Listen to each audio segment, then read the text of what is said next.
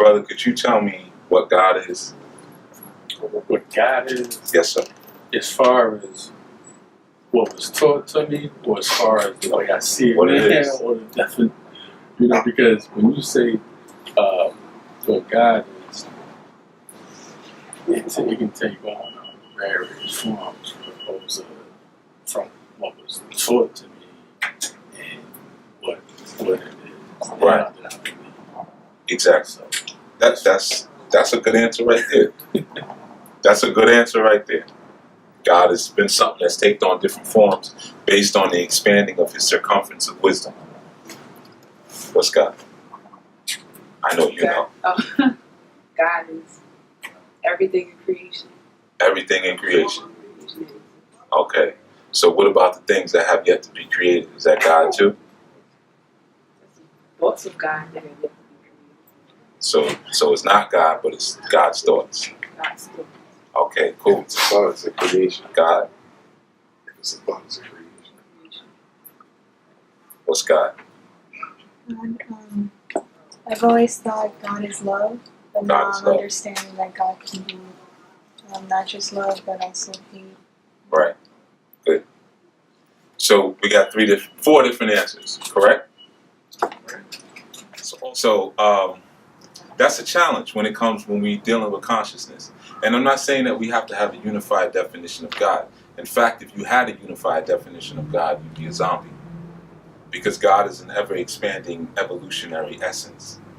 So whatever God is right now, then right now, it's different. Because if I just taught you something just now, in the short time that I've been speaking, if you've learned anything, that means God has just changed. Because you are the receptors and the receptacles for God's information. As you change, as you grow, and as you learn, the universe expands. As the universe expands, your ideology and your necessity for a God changes. There was a moment when a God to you was nothing but a breast.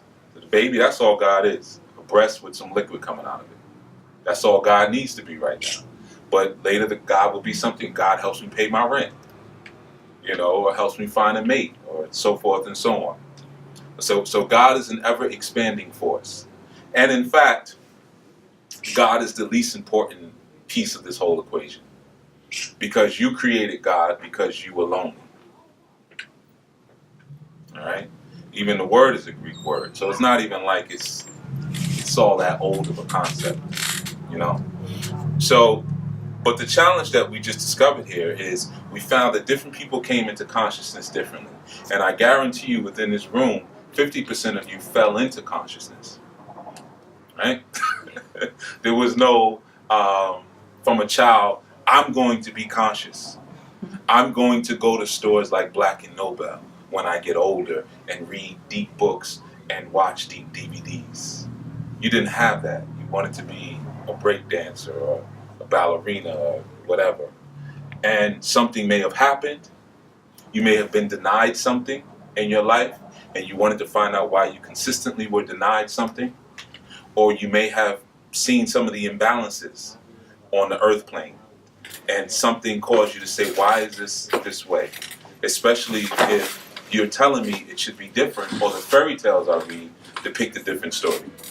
So now begins the search and the need for the articulation of consciousness.